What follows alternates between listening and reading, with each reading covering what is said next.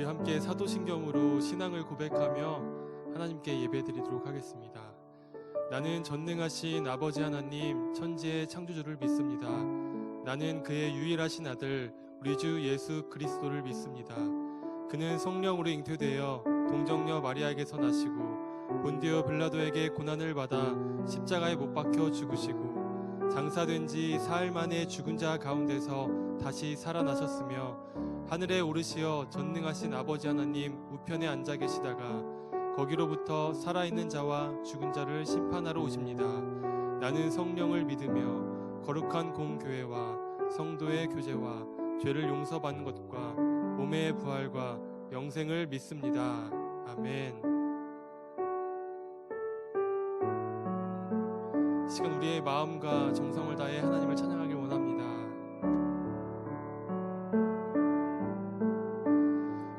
이와 같은 때에 난 노래하네 사랑을 노래하네 주님께 이와 같은 때에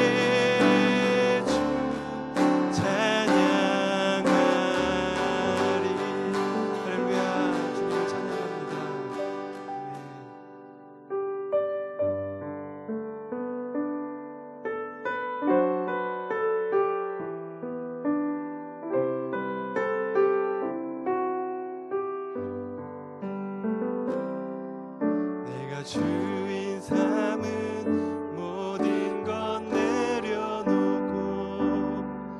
내 주 대신 주 앞에 나가 내가 사랑했던 모든 것 내려놓고 주님만 사랑해. 내가 주인 삼은 모든 것 내려놓고 내 주 대신 주 앞에 나가 내가 사랑했던 모든 것 내려놓고 주님만 사랑해. 주 사랑 거친 풍랑에도 깊은 바다처럼 나를 잠잠케 해. 주 사랑 내 영혼의 반석 그 사랑 위에 서리. 내가 주인 삼은 모든 것 내려놓고 내 주 대신 주 앞에 나가 내가 사랑했던 모든 것 내려놓고 주님만 사랑해. 내 주 사랑 멋진 풍랑에도 주 사랑 거친 풍랑에도 깊은 바다처럼 나를 잠잠케 해.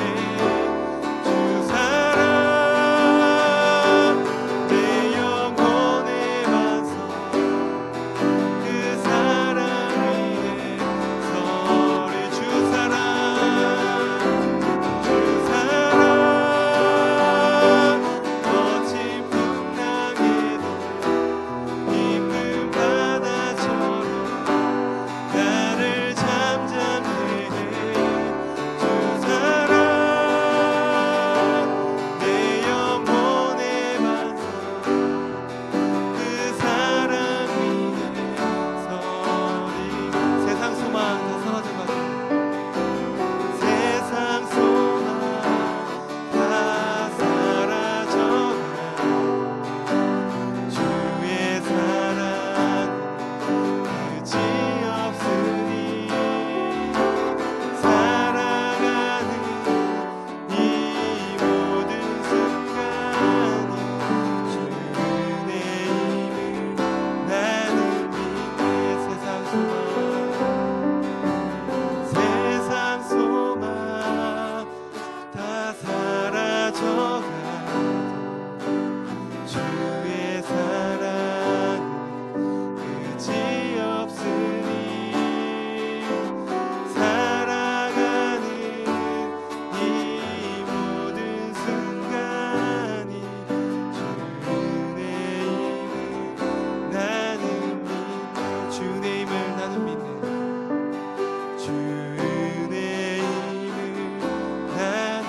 주 은혜임을 나는 믿네. 주 은혜임을 나는 믿네. 아멘. 우리가 하루하루 살아갈 수 있는 것 주님의 은혜임을 고백합니다. 우리 이 시간 주님의 사랑과 은혜를 고백하며 묵상하며 예배를 위해 기도하며 나아가겠습니다.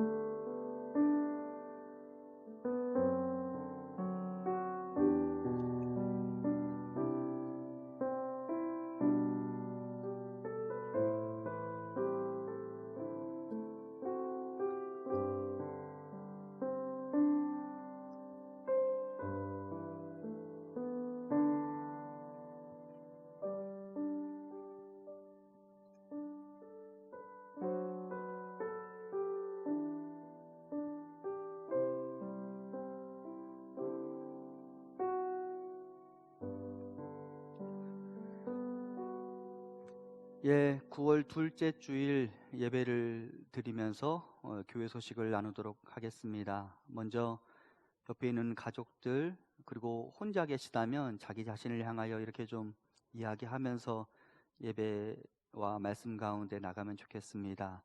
사랑합니다. 축복합니다. 나 자신을 향하여 사랑한다고 고백하고, 또 가족들을 향하여 사랑한다고 고백하면서 하나님 말씀 앞으로 나갈 수 있으면 좋겠습니다. 교회 소식 몇 가지 나누겠습니다. 계속해서 코로나 바이러스 관계로 현장 예배를 드리지 못하고 있습니다. 교단에서는 거리두기 2단계까지는 계속해서 온라인 예배를 드리도록 권면하고 있습니다. 교회도 아마 그 방향에 맞추어서 현장 예배를 재개하는 시점을 잡을 예정입니다. 당분간은 우리가 온라인으로 예배 드리는 것 여러분들 양해해 주시고, 각 가정에서 각자의 삶의 자리에서 하나님을 예배하시기를 바랍니다. 예배와 관련된 내용들은 주보를 화면에 나오는 내용들을 참고하시고요. 교회 소식 몇 가지 나누겠습니다. 우리가 성경 백독 운동을 진행하고 있는데요. 이 주간에 김지영 집사님 그리고 이민호 장로님이 성경 백독 운동에 동참해 주셨습니다. 35번째까지 달성을 했습니다. 이 가을 우리가 영적으로 너무 게을러지지 않을 수 있으면 좋겠고요. 우리 자신이 스스로 잘 우리의 영혼을 케어할 수 있으면 좋겠고, 그것을 위한 방법 중 하나로 말씀 읽기를 권면하니까 성도님들도 같이 말씀 읽는 것에 동참해 주시기 바랍니다. 와우 이벤트 계속되고 있는데요. 2주간 당첨자는 1부 변고은 집사님, 2부 이명숙 집사님이십니다. 상품은 사무실에 마련되어 있으니까 가져가시면 될 것 같고, 두 분을 진심으로 축하드립니다. 계속해서 우리 김점숙 권사님 부군 되시는 정태현 집사님과 관련하여 여러분께 중보기도를 부탁드리고 있는데요. 정태현 집사님이 현재 예정상으로는 9월 17일에 수술 예정입니다. 성도님들 기억하시고 함께 기도해 주시기 바랍니다. 그리고 또 우리 성도님들 중에 몸이 불편하신 분들이 제법 계시는데, 우리 성도님들 이름 한 분 한 분의 이름을 불러가면서 우리가 하나님의 치유의 은총이 임할 수 있도록 계속해서 기도해 주시기를 부탁드립니다. 이제 하나님 말씀을 보도록 하겠습니다. 하나님께서 오늘 우리에게 주시는 말씀은 예레미야 31장 23절부터 26절까지 말씀입니다. 구약 성경 1101면 전후에 있는 예레미야 31장 23절부터 26절까지의 말씀을 제가 봉독하겠습니다. 만군의 여호와 이스라엘의 하나님께서 이와 같이 말씀하시니라. 내가 그 사로잡힌 자를 돌아오게 할 때에 그들이 유다 땅과 그 성읍들에서 다시 이 말을 쓰리니, 곧 의로운 처소여 거룩한 산이여 여호와께서 내게 복 주시기를 원하노라 할 것이며, 유다와 그 모든 성읍의 농부와 양떼를 인도하는 자가 거기에 함께 살리니, 이는 내가 그 피곤한 심령을 상쾌하게 하며 모든 연약한 심령을 만족하게 하였음이라 하시기로, 내가 깨어보니 내 잠이 달았더라. 아멘. 오늘도 온라인 특송 시간 갖도록 하겠습니다. 이재호 집사님께서 특송해 주시겠습니다.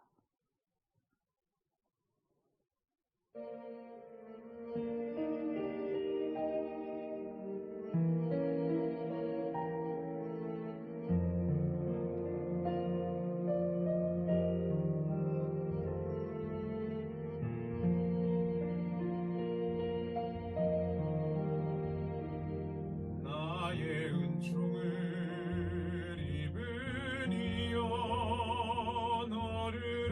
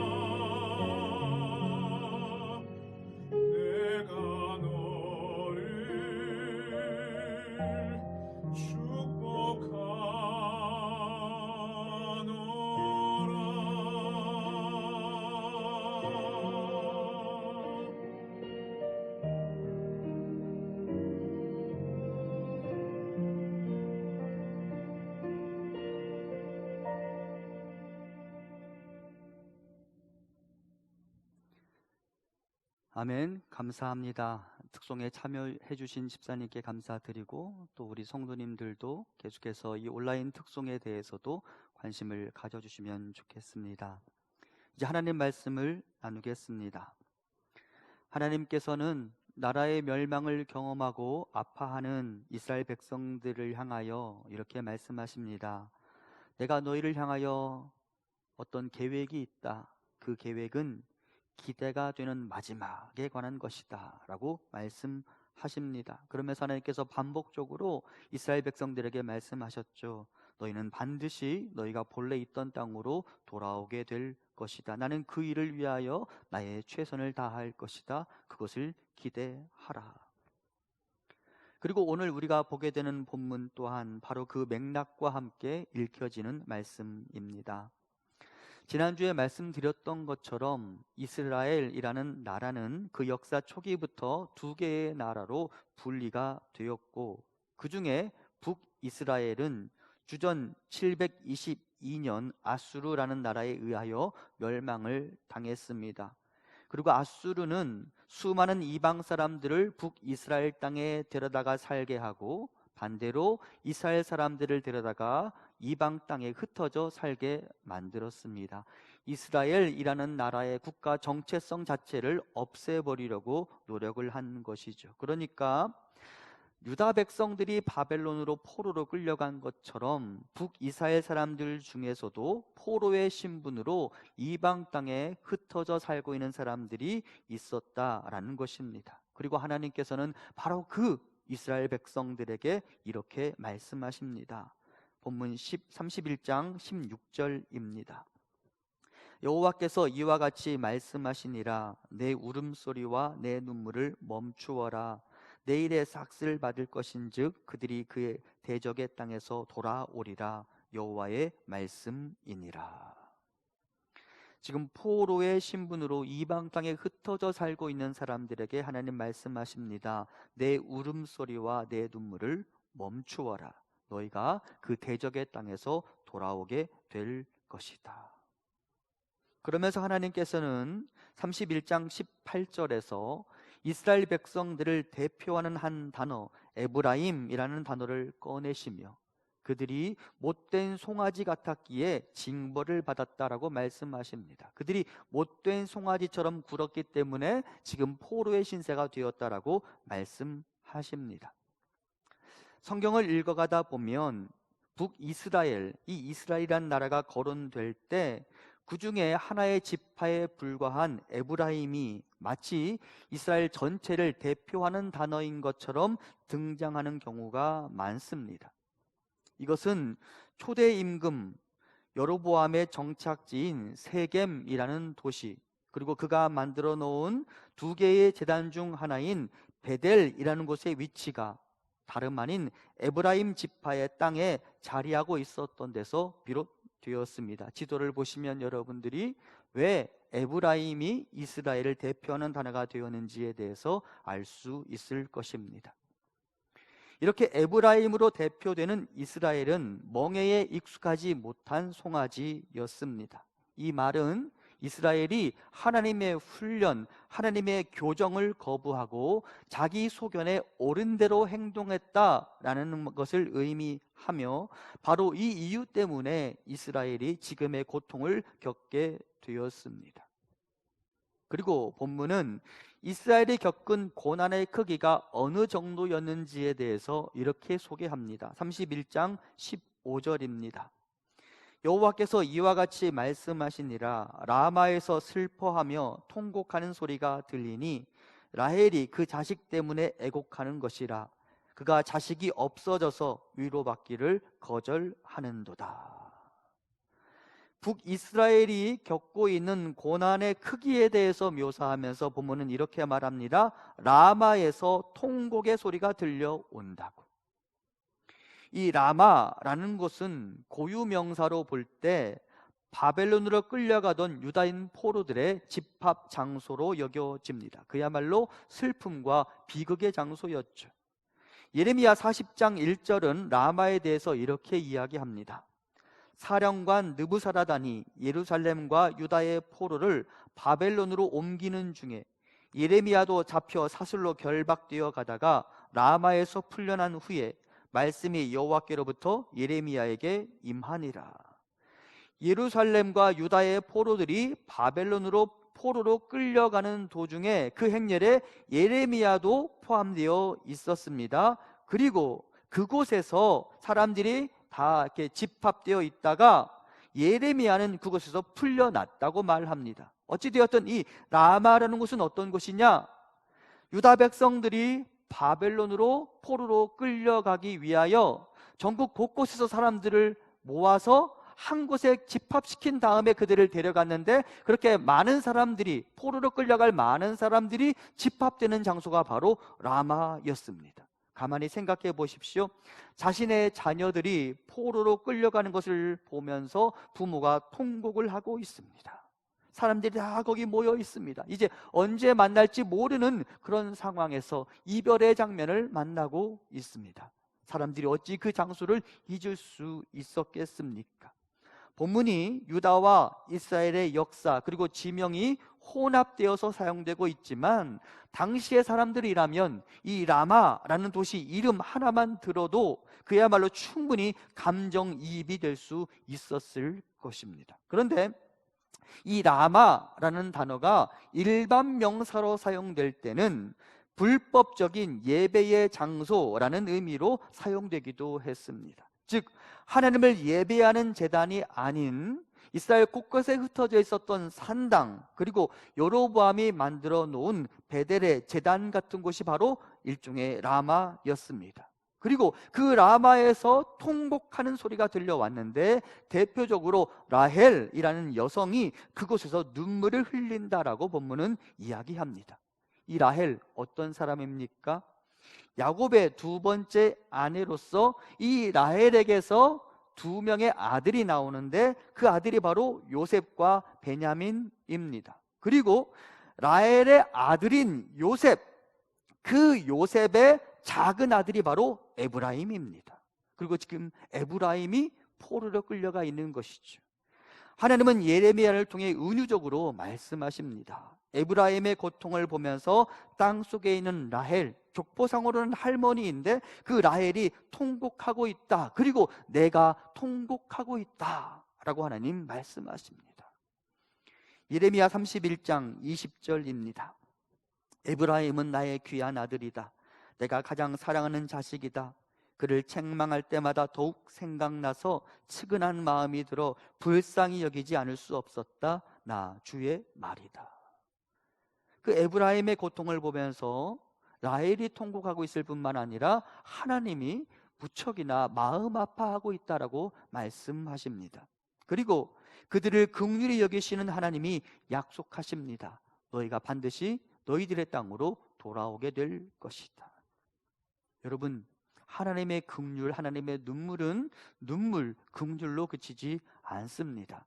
하나님의 긍휼이 우리에게 소망이 되는 것은 하나님의 긍휼은 언제나 은혜로 이어지기 때문입니다. 긍휼은 은혜의 시작점입니다.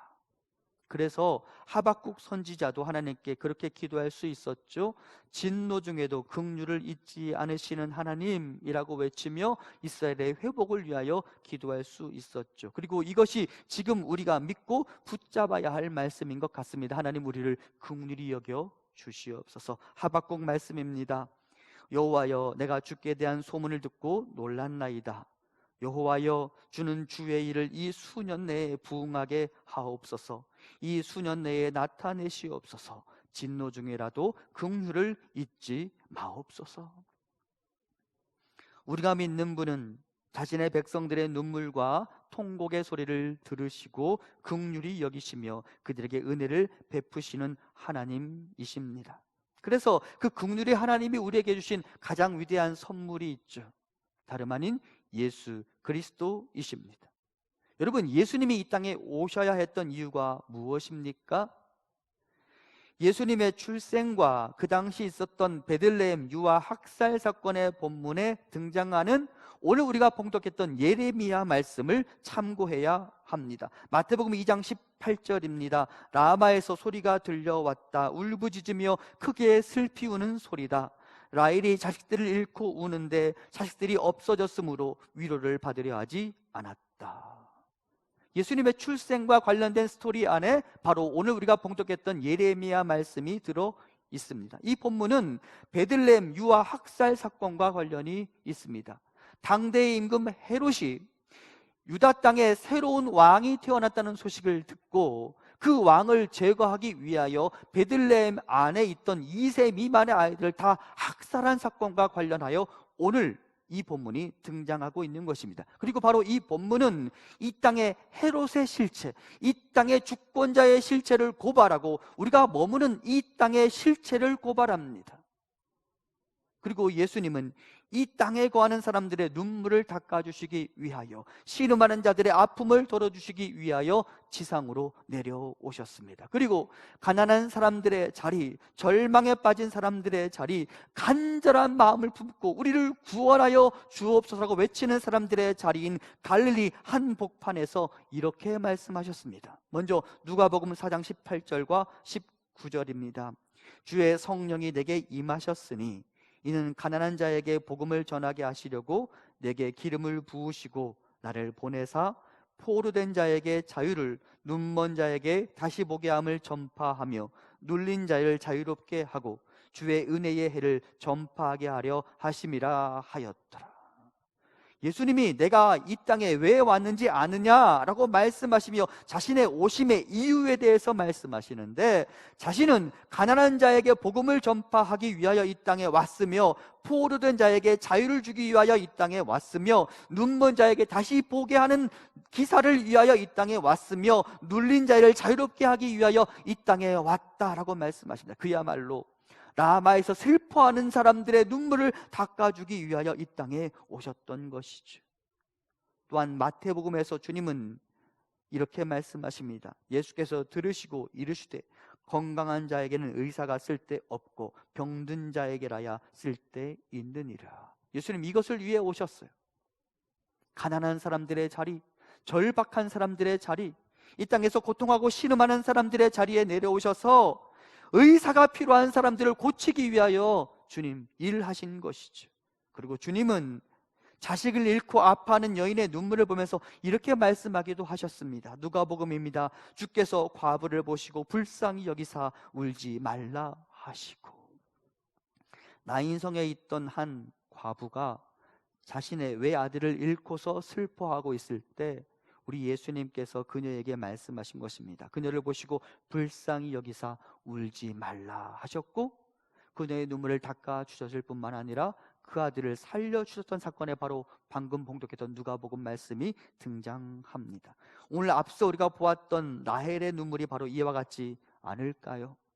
주님은 세리와 죄인의 친구이셨습니다. 눈물 흘리는 사람들의 친구이셨습니다. 그리고 그들의 눈물을 닦아 주셨습니다. 그리고 그분을 영접하고 만난 자들에게서 한결같이 눈물이 사라지고 두려움이 사라졌습니다. 그러므로 우리는 다음의 말씀을 기억해야 합니다. 팔복 중 하나이죠. 애통하는 자는 복이 있나니 그들이 위로를 받을 것이며. 주 앞에서 애통하는 자는 위로를 받을 것입니다.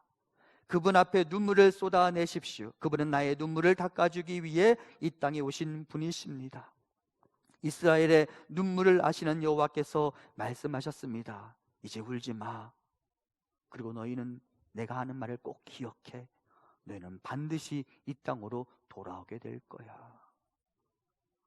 한편 예수님은, 하나님은 북이스라엘 땅의 사람들 뿐만 아니라 남유다의 사람들에 대해서도 이렇게 말씀하셨습니다. 예레미야 31장 23절 이하 말씀입니다. 만군의 여호와 이스라엘의 하나님께서 이와 같이 말씀하시니라.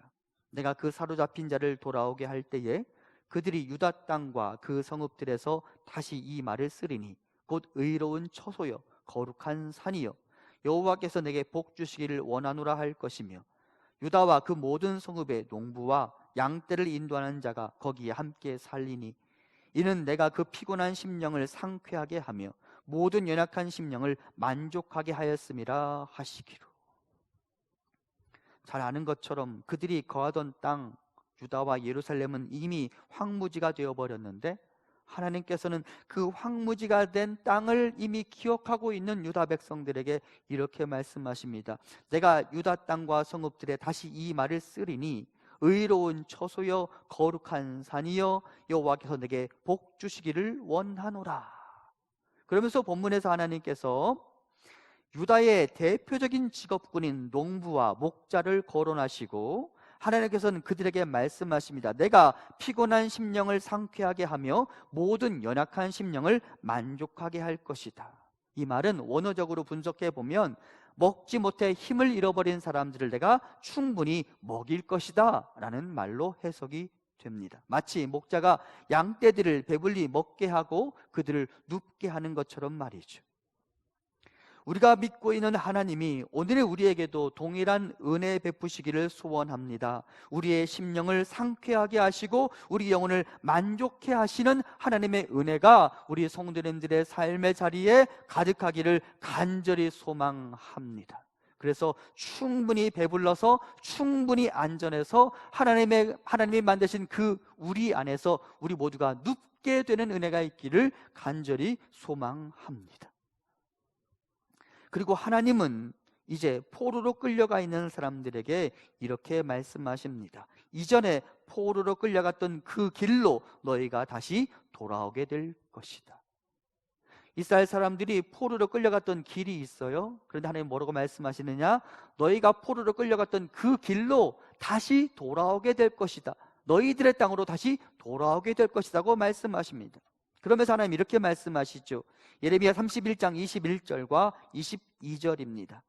처녀 이스라엘아, 너의 이정표를 세우며 너의 편말을 만들고 큰 길, 곧 내가 전에 가던 길을 마음에 두라. 돌아오라. 내 성읍들로 돌아오라. 반역한 딸아, 내가 어느 때까지 방황하겠느냐? 여호와가 새 일을 세상에 창조하였나니 곧 여자가 남자를 둘러싸리라. 여기에서 21절에 등장하는 이정표를 세우다라는 말은 가는 길을 스스로 표시하며 가라라는 말이며, 그 의미를 해석하자면 예전에 사로잡혀 갔던 그 길을 잊지 말라라는 의미로 해석이 됩니다. 다시는 포로의 길을 걷지 말자라는 말이겠죠. 다시는 이 고통을 반복해서는 안 된다라는 말이겠죠. 그리고 앞서 제가 봉독했던 본문 중 22절에 보면 끝부분에 여자가 남자를 둘러싸리라 라고 말하고 있는데, 이 말은 여러 가지로 해석이 가능하지만 예레미야 31장의 문맥 안에서는 여호와의 제단 곁을 빙빙 도는 행위로 묘사되는 것으로 이해됩니다. 예레미야 31장의 흐름으로 본다면 22절 후반부에 등장하는 여자는 21절에 등장했던 처녀 이스라엘을 가리키는 것으로 볼 수 있습니다. 그리고 그녀는 남자, 즉 여호와 하나님의 제단을 빙빙 돌면서 이제 하나님을 예배하게 될 것입니다. 그래서 이 말, 즉 둘러싸리라 라는 말은 돌아오게 되는 이스라엘이 이제는 온전히 여호와를 중심으로 살아가게 되리라 라는 말로 해석이 가능합니다. 그것이 회복의 이유이자 내용 그 자체입니다. 모든 백성이 여호와 하나님을 중심으로 살아가는 삶, 그것이 회복의 이유이자 회복의 내용인 것입니다. 사랑하는 성도 여러분, 우리가 당하는 모든 고난이 우리의 죄로부터 비롯되는 것은 아니지만 우리는 우리의 고통을 통해 오늘의 나를 돌아볼 수 있어야 합니다. 지금의 코로나 상황을 겪으면서 멈춰버린 이곳 예배당에서의 삶을 생각해 보면서 우리의 교회에 대한 생각, 그리고 나 자신의 신앙생활을 점검해 보아야 합니다. 내가 얼마나 교회를 사랑하고 애착을 가지고 있었는지, 내가 얼마나 나의 영적인 삶에 대해서 관심을 두고 살아가고 있었는지 점검할 수 있어야 합니다. 또한 마스크로 가려진 우리의 입을 보면서 우리가 듣는 것은 게을리하면서 너무나 쓸데없는 말을 많이 하고 살지는 않았는지 돌아보아야 합니다. 또한 마스크로 가려진 사람들의 얼굴을 보면서 우리가 외모 지상주의에 빠져 살아왔던 시간들을 돌아보아야 합니다. 또한 사람과 사람 사이의 접촉이 멈춘 것을 보면서 내 이웃의 소중함, 사람과 사람 사이에 서로 손을 잡고 격려하고 위로하는 일이 얼마나 중요한 일이었는지를 생각해 보아야 합니다. 그리고 이렇게 밤의 문화가 중단되는 것을 보면서 우리가 지나치게 향락의 문화에 빠져 살아간 것은 아닌지 또한 돌아볼 수 있어야 합니다. 그것이 이정표를 세우는 것의 의미입니다. 그리고 이 기회를 통해 우리는 다시 여호와 하나님 중심의 삶으로, 복음 중심의 삶으로 돌아와야 합니다. 이것이 하나님께서 오늘 우리에게 주시는 메시지이죠. 한편 하나님의 말씀을 듣고 나서 예레미야가 이렇게 반응합니다. 26절입니다. 내가 깨어보니 내 잠이 달았더라. 하나님이 사랑하는 사람에게 주시는 선물 중 하나가 여러분 꿀잠입니다.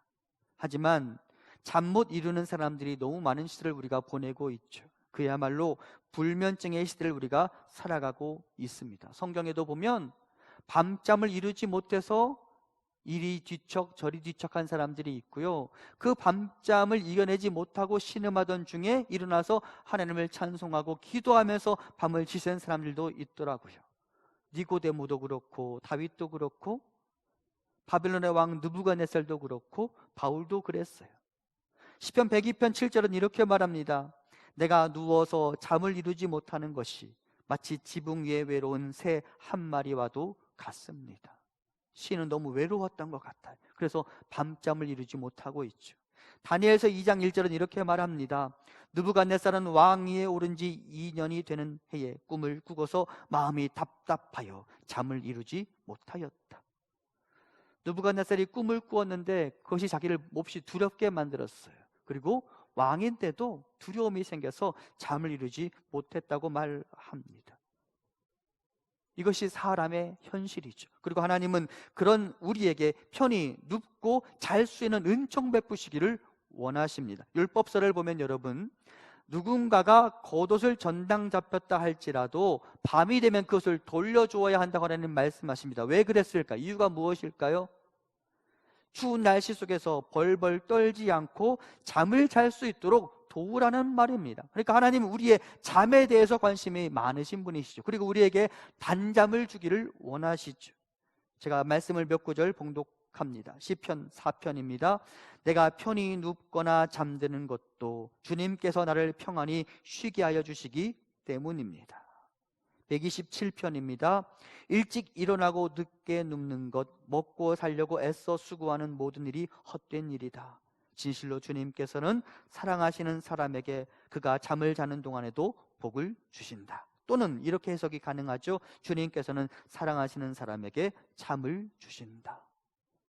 이사야 57편입니다. 여기서 그는 의인을 말합니다. 그는 평화로운 곳으로 들어가는 것이다. 바른 길을 걷는 사람은 자기 침상 위에 편히 누울 것이다. 하나님은 하나님의 사람들에게 편안한 잠을 주기를 원하십니다. 그리고 그 깊은 잠의 시간에 우리를 위하여 좋은 일을 이루어 주시는 분이시죠. 아담이 잠자는 시간에 하와를 준비하셨던 것처럼. 그런데 예레미야는 그동안은 불면의 밤을 보내다가 오늘 이렇게 내가 너희를 돌아오게 하리라 라고 말씀하시는 하나님의 음성을 듣고 나서 깊은 잠에 빠질 수 있었습니다. 하나님의 메시지가 예레미야에게 충분한 위로가 되었고 그의 영혼의 평안을 선물해 주었기 때문입니다. 그리고 오늘 여러분에게도 같은 은혜가 있기를 소망합니다. 그런데 여러분, 요즘 여러분의 잠자리는 안녕하십니까? 코로나 블루 시대라고 불리는 요즘 여러분은 편안하게 잠자리에 드실 수 있습니까? 우리나라의 경우 불면증 치료 환자 수가 상당히 많이 증가하고 있다고 합니다. 2015년 기준으로 34만 6,124명이 불면증으로 치료를 받고 있었는데 작년 기준 2019년 기준으로 63만 3,600명이 불면증 때문에 치료를 받게 되었다고 합니다. 거의 2배가 늘어난 것이죠. 왜 그럴까요? 제가 곰곰이 생각해 보았습니다. 왜 사람들이 잠을 이루지 못할까? 저도 개인적으로 예민한 성격 탓에 밤잠을 잘 자지 못하는 사람이기 때문에 저 자신을 돌아보니까 사람들이 왜 불면증에 시달리는지를 좀 알 수 있었습니다.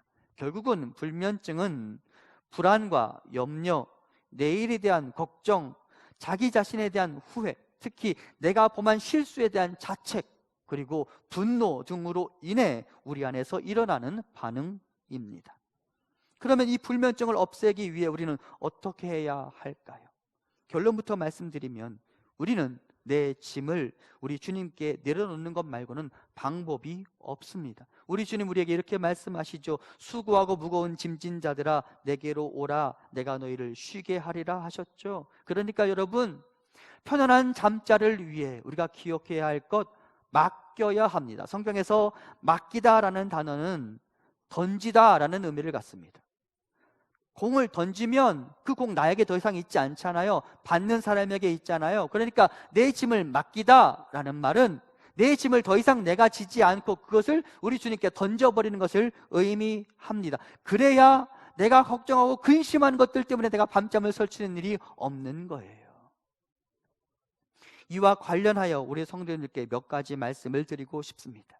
이 불면의 시대를 극복하기 위해 우리가 다음의 것들을 기억하면 좋겠습니다. 첫 번째, 나 자신의 연약함을 인정해야 합니다. 저도 그런 경우가 많은데 어느 날 설교했던 그 설교의 원고나 설교 전달 과정에 있었던 실수들을 생각하면서 밤잠을 설치는 경우가 많아요. 저 자신에 대해 자책하는 경우가 많아요. 저 자신에 대해 후회하는 경우가 많아요. 하지만 여러분, 밤잠을 설치지 않기 위해서 우리가 기억해야 할 것이 있다면 나 자신의 연약함을 그냥 인정해버려야 합니다. 최근에 코넬리아 마크라는 사람이 쓴 완벽주의의 작별을 고하다라는 책을 읽은 적이 있는데요, 이 책에서 제가 몇 가지 교훈을 얻었습니다. 여러분, 우리가 완벽주의로부터 이별하기 위해, 나 자신에 대한 자책으로부터 이별하기 위해 몇 가지를 기억했으면 좋겠습니다. 첫 번째, 명성을 버리면 자유롭게 살 수 있습니다. 다른 사람의 평가에 우리가 너무 많은 시선을 빼앗기고 살아가는데 그러지 말라라는 것입니다. 두 번째, 크리스찬도 실수할 수 있음을 인정해야 합니다. 나도 실수할 수 있습니다. 나는 결코 완벽한 자가 아닙니다. 길을 가다가 넘어질 수 있는 자입니다. 잘못을 범할 수 있는 자입니다. 그것을 인정해야만 우리는 완벽주의로부터 고배를 구할 수 있는 것입니다. 세 번째, 평범할 수 있는 자유를 누려야 합니다. 여러분, 우리는 항상 다른 사람들에 비하여 더 월등한 성과를 거두어야만 한다고 생각하곤 하는데 사실은 우리는 그런 사람이 아닐 가능성이 높습니다. 다른 사람들과 비교해 볼 때 그리 우월한 사람이 아닐 가능성이 높습니다. 그런 사람이 항상 다른 사람들보다 월등한 성과를 거두려 한다면 그것이야말로 그를 불면증에 빠지게 만드는 것이죠. 나 자신의 연약함을 인정하십시오. 그래도 됩니다. 하나님은 오히려 나의 오물을 걸음으로 삼아서 내 삶에 유익한 일들을 만들어낼 수 있는 분임을 기억하고 완벽주의로부터 작별을 고하시기 바랍니다. 나 자신의 연약함을 인정하시기 바랍니다. 그래야 그가 편안하게 잠을 잘 수 있는 것이죠. 두 번째, 나의 믿음을 점검하며 내려놓는 훈련을 해야 합니다. 염려와 관련하여 믿음의 결국이 어떠한지 하나님의 약속을 좀 신뢰할 수 있어야 합니다. 마태복음 말씀입니다. 그런즉 너희는 먼저 그의 나라와 그의 의를 구하라. 그리하면 이 모든 것을 너희에게 더하시리라. 그러므로 내일 일을 위하여 염려하지 말라. 내일 일은 내일이 염려할 것이요 한날의 괴로움은 그날로 족하니라.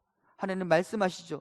내일 일을 위하여 염려하지 말라. 먼저 그의 나라와 그의 의를 구하라. 그리하면 이 모든 것을 너희에게 더하시리라. 여기서 이 모든 것은 마태복음 맥락에서 보면 먹는 것과 마시는 것과 관련된 우리의 일상의 삶의 피로들을 말합니다. 우리가 그렇게 하나님의 나라와 의를 구하며 살아갈 때 하나님은 우리의 일상의 필요를 채우겠다고 말씀하시죠. 이것을 좀 신뢰하셨으면 좋겠습니다. 단 믿음의 목적은 점검하셔야 합니다. 내가 아닌 하나님의 목적이 되어야 합니다. 만일 하나님을 이용하여 나의 목적을 채우기를 원한다면 그 사람은 결코 불면증으로부터 이별할 수 없을 것입니다. 염려가 여전히 내 안에 남아있기 때문이죠. 단기 선교 가면, 교회 일 열심히 하면, 헌금 많이 하면 하나님이 내 통장을 채우시고 아들, 딸이 취직을 잘하고 등등등과 같은 것이 목적이 되어서 그것을 채우기 위해 하나님의 나라와 의를 구하는 척 한다면 여러분, 그 사람은 편안한 밤을 보낼 수가 없습니다. 그것들이 온통 내 머릿속을 꽉 채우고 있는데 어찌 편히 잠을 잘 수 있겠습니까? 믿음의 목적이 무엇입니까?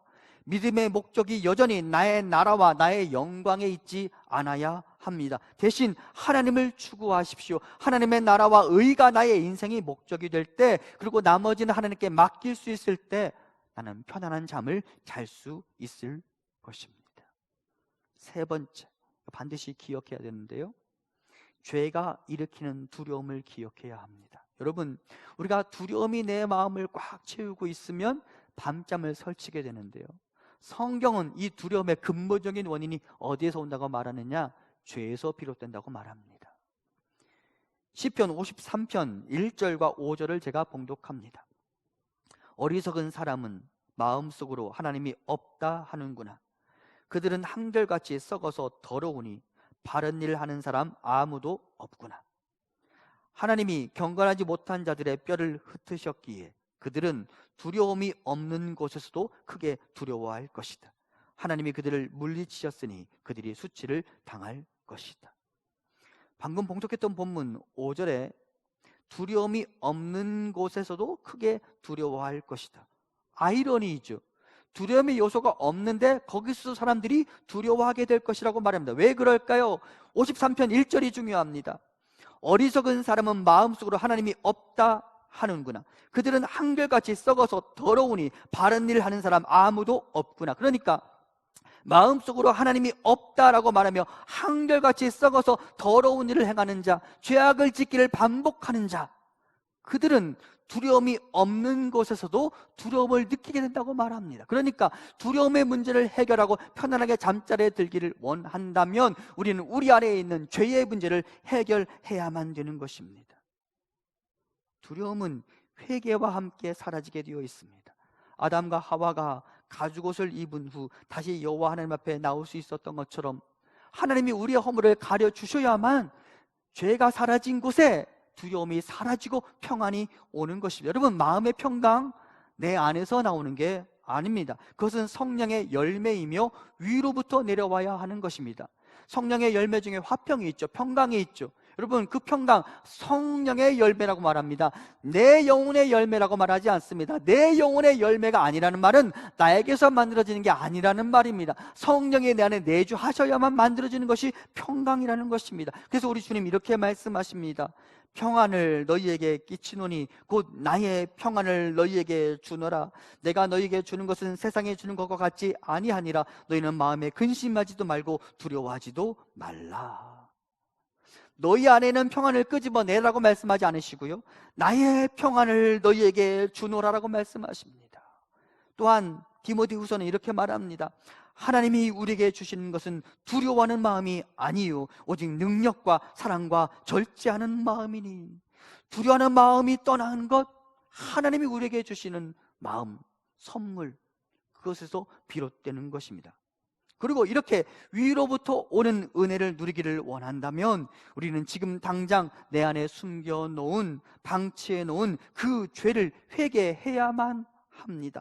회개와 함께 진리와 함께 나는 비로소 그때 자유로워질 수 있기 때문입니다. 애굽 땅에 있었던 바로가 겪었던 재앙 중 10번째 재앙을 생각해 보십시오. 애굽 사람들과 달리 이스라엘 민족들은 그 밤 안심하고 잠을 청할 수 있었습니다. 왜? 어린 양의 피가 두려움을 몰아내고 구원과 생명을 가져다 주었기 때문입니다. 사랑하는 성도 여러분, 위로부터 주어지는, 그리스도로부터 주어지는 평안을 사모하십시오. 죄가 떠나가고 예수 그리스도의 구원에 대한 확신이 자리한 곳에 불면증의 두려움은 사라지게 될 것입니다. 그리고 우리 모두가 이렇게 나 자신의 연약함을 겸손히 인정할 수 있는 믿음을 가지고, 또한 내가 아닌 여호와 하나님을 추구함으로, 그리고 내 안에 숨겨놓은 그 죄를 다 하나님 앞에 토설하고 진정한 회개와 함께 하나님의 용서선함과 함께 주어지는 하나님의 은총으로 모든 불면증의 요소들은 내 안에서 다 사라지고 하나님 주시는 단잠을 잘 수 있는 마음의 평안을 경험하는 우리 성도님들 되시기를 간절히 소망합니다. 여기까지가 하나님의 말씀입니다. 그리고 약속입니다. 우리 모두에게 이 말씀이 우리의 현실이 될 수 있기를 소망합니다. 우리 모두가 밤잠을 설치지 않을 수 있게 되기를 바랍니다. 눈물을 멈추고 울음을 그치고 우리의 영과 육이 상쾌해질 수 있기를 바랍니다. 그리고 저는 이 약속과 함께 우리가 꼭 기억해야 될 구절이 있다고 생각합니다. 요즘 제가 반복적으로 이 말씀을 드리는 것 같은데요, 에스겔 36장 37절입니다. 주 여호와께서 이같이 말씀하셨느니라. 그래도 이스라엘 족속이 이같이 자기들에게 이루어주기를 내게 구하여야 할지라. 하나님의 약속이 엄연히 존재해도 그래도 내가 너희에게 바라는 것이 하나 있으니 내게 구하여야 할지라. 하나님의 약속이 있어도, 하나님의 말씀이 여기 있어도 이것이 나의 현실이 되기를 원한다면 우리는 하나님께 간구해야 되는 것이죠.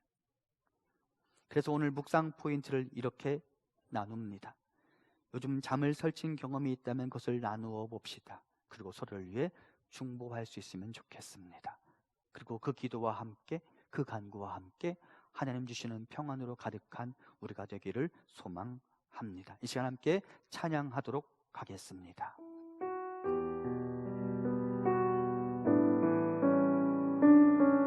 평안을 너에게 주노라. 평안을 너에게 주노라. 세상이 줄 수 없는, 세상이 알 수도 없는 평안,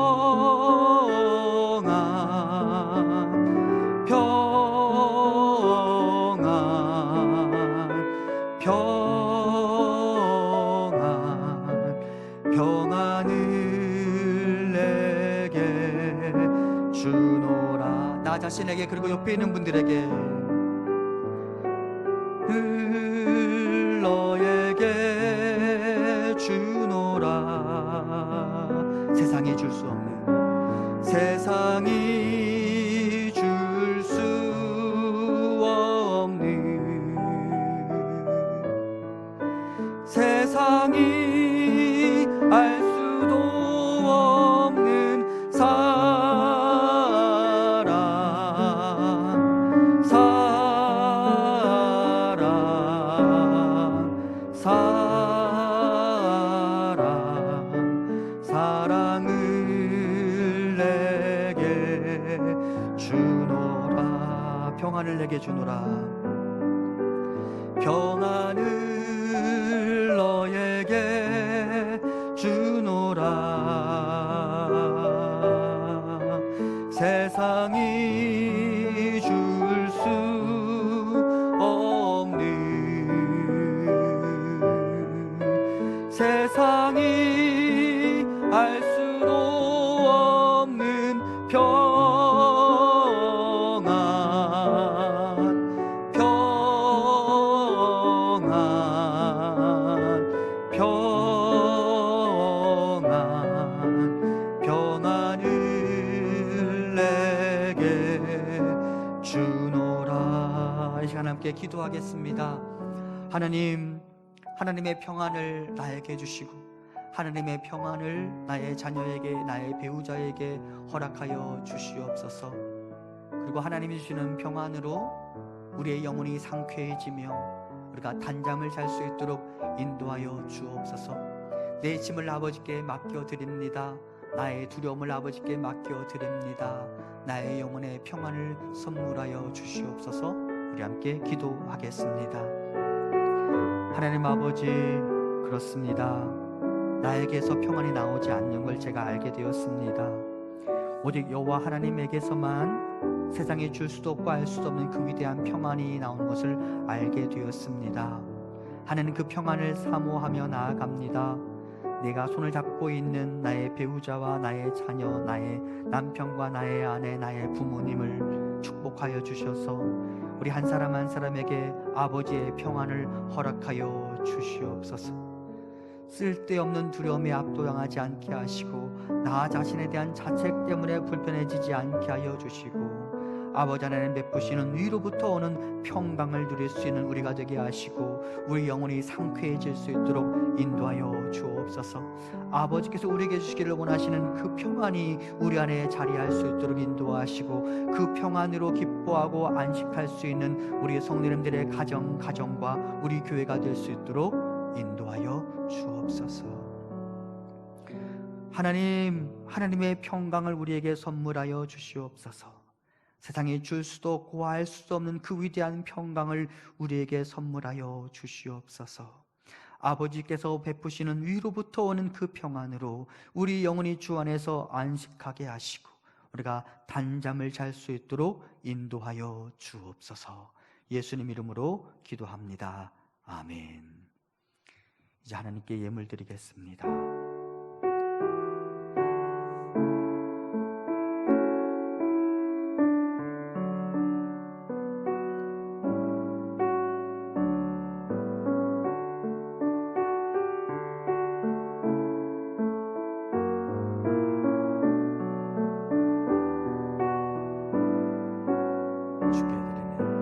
주께 드리네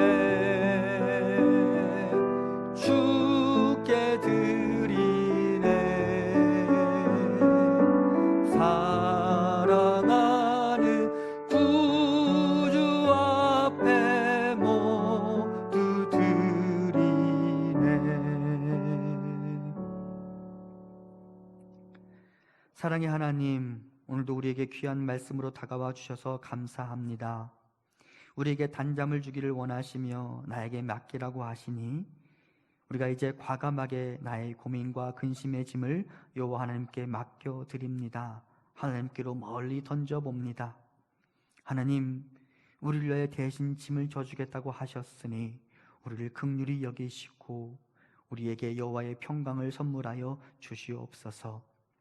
하나님, 사회적 거리두기 단계로 인하여 타격을 입을 수밖에 없는 우리 성도님들의 사업장을 지켜주시고 혹여 이 과정 중에 일자리를 잃는 성도님들 나오지 않도록 인도하옵소서. 중한 질병으로 고통당하는 우리 성도님들에게는 병고침의 은혜를 허락하시고 다른 분들에게도 건강을 잘 지켜낼 수 있는 은총 또한 허락하옵소서. 많은 분들이 우울증에 빠지고 무기력증에 빠지기도 합니다. 하나님, 이러한 때 한 식구인 우리가 서로가 서로의 안부를 묻게 하시며 서로가 서로를 위하여 걱정하는 단계를 넘어서서 간절히 중보하는 관계 안으로 들어갈 수 있도록 인도하옵소서. 하나님, 이 땅의 정치 지도자들과 함께 하셔서 진심으로 국가와 국민을 위하는 것이 무엇인지 분별하게 하시고 서로를 존중하며 서로의 입장을 헤아리며 국가의 방향을 잘 결정해 나갈 수 있도록 인도하옵소서. 조국 교회를 위하여 기도합니다. 조국 교회가 아파하고 있습니다. 조국 교회가 어떻게 해야 할지 몰라 근심하고 있습니다. 하나님, 우리가 하나님의 이름이 더럽혀지는 것을 보고 마음 아파하고 있습니다. 하나님, 우리를 그리고 조국 교회를 긍휼히 여겨주시고 우리 모두가 진심으로 애통해하며 회개하고 잘못된 것을 바로잡아갈 수 있도록 인도하옵소서. 하나님, 선교지에서 좋지 않은 소식이 들려오지 않게 하셔서 감사합니다. 각 선교지마다 하나님의 사역의 능력이 나타나게 하시고 선교지의 사람들을 위로하고 그들의 눈물을 닦아주며 그 땅의 사람들에게 진정한 생명의 길을 바르게 선포할 수 있도록 인도하옵소서. 주님께 귀한 예물 드리는 손길들 위에 복의 복을 더하시고 그 드린 손길들마다 아버지의 은총으로 채워 주시옵소서. 계속되는 비대면 예배의 계절, 우리의 주를 향한 사랑이 식어지지 않게 하시고 주님의 교회와 성도들이 늘 평안할 수 있도록 인도하옵소서. 이제는 우리 주 예수 그리스도의 은혜와 하나님 아버지의 크신 사랑하심과 성령님의 위로 교통하심이 위로부터 오는 아버지 베푸시는 평안을 선물 받아 단잠의 삶을 살아가기를 원하는 사랑하는 성도님들과 우리 교회 위에 지금부터 영원토록 함께 있기를 간절히 축원하옵나이다. 아멘.